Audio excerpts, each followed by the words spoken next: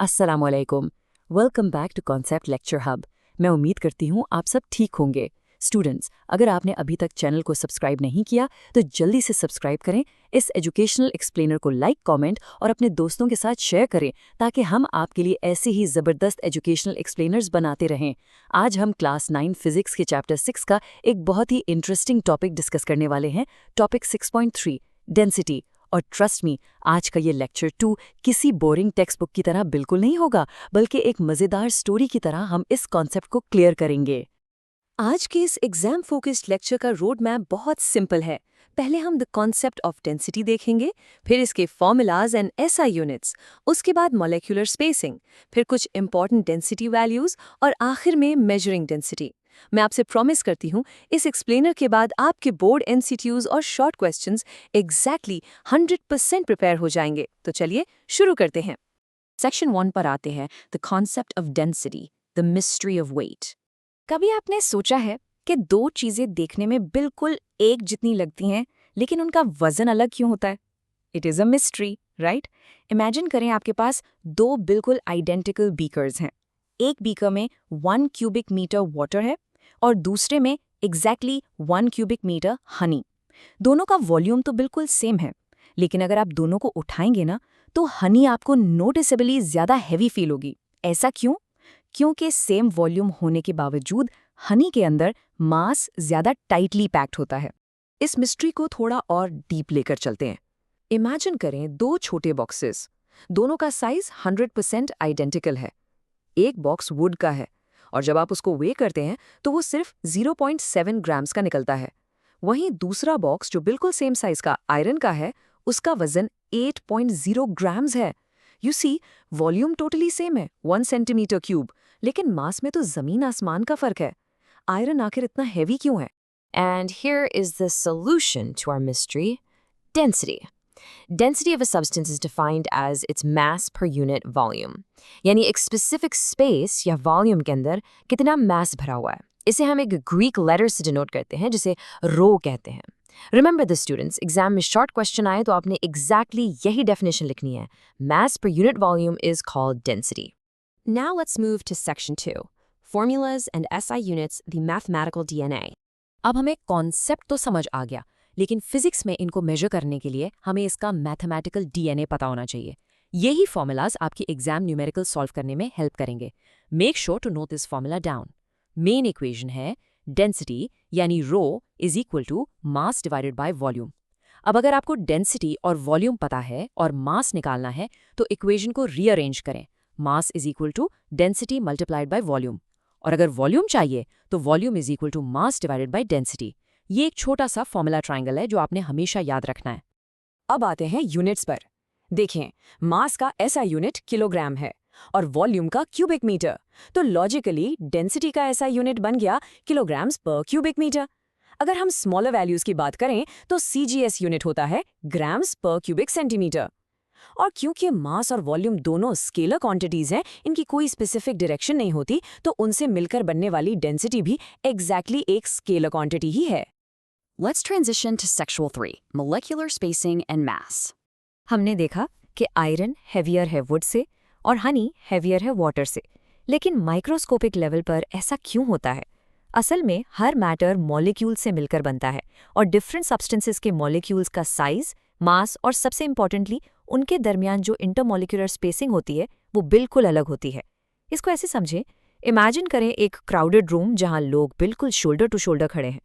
Iron और हनी के molecules बिल्कुल ऐसे ही टाइटली पैक्ड होते हैं, इसलिए उनका मास ज्यादा होता है। दूसरी तरफ एक बड़ा ओपन हॉल जहां लोग आराम से घूम रहे हैं। वुड और वाटर के मॉलिक्यूल्स वैसे ही थोड़े स्प्रेड आउट होते हैं और फ्रीली मूव करते हैं। सिंपली पुट, जिसमें मॉलिक्यूल्स ज्यादा टाइटली पैक्ड हैं, उसकी डेंसिटी उतनी ही ज्यादा होगी। Let's shift our focus to Section 4, important density values for exams. Students, अब जो मैं आपको बताने वाली हूँ ये आपके बोर्ड एग्जाम्स के पॉइंट ऑफ व्यू से बिल्कुल क्रूशियल है। This is a very important point for your exams, इसे जरूर हाईलाइट कर लें। 1 litre is equal to 1 multiply by 10 to the power of -3 cubic metres. ये वॉल्यूम कन्वर्जन बोर्ड एमसीक्यूज में बार बार पूछी जाती है। अगर एग्जाम में कोई 5 लीटर्स का पूछे तो बस इस वैल्यू को 5 से मल्टीप्लाई कर दें। ये रिलेशन याद रखना न्यूमेरिकल्स के लिए लिटरली अ गेम चेंजर है। घबराएं मत, आपको किताब का लंबा चौड़ा टेबल रटने की ज़रूरत नहीं है, लेकिन ये 3 वैल्यूज़ आपने अपने माइंड में फिक्स करनी है। सबसे कम डेंसिटी होती है एयर की, जो है 1.3 किलोग्राम्स पर क्यूबिक मीटर। फिर स्टैंडर्ड लिक्विड यानी वाटर, इसकी डेंसिटी एग्जैक्टली 1000 होती है। और टेबल में सबसे हाईएस्ट डेंसिटी है ऑस्मियम की, अ मैसिव 22,600। इन तीनों कोर वैल्यूज़ को थॉरली मेमोराइज कर लें। अच्छा, हम रियल लाइफ में लो डेंसिटी कहाँ देखते हैं? आपने नोट किया होगा, जब भी घर में नया टीवी या फ्रिज आता है तो उसके बॉक्स के अंदर वो वाइट कलर का पैकिंग फोम होता है। ये फोम देखने में कितना बड़ा लगता है, लेकिन उसका वजन लिटरली नेग्लिजिबल होता है। ऐसा इसलिए है क्योंकि पैकिंग फोम की डेंसिटी हैवी मेटल्स के मुकाबले में बहुत ही लो होती है। उसके अंदर सॉलिड मास बहुत कम होता है और ज्यादातर सिर्फ हवा होती है। Now moving to Section 5, Measuring Volume and Density in the Lab. हमने थ्योरी तो समझ ली, लेकिन प्रैक्टिकली लैब में डेंसिटी को कैसे मेजर करते हैं? So the crucial point is, density निकालने के लिए हमें 2 चीजें चाहिए, मास और वॉल्यूम। लैब में हम इसे 3 सिंपल स्टेप्स में करते हैं। स्टेप 1, ऑब्जेक्ट का मास मेजर करें।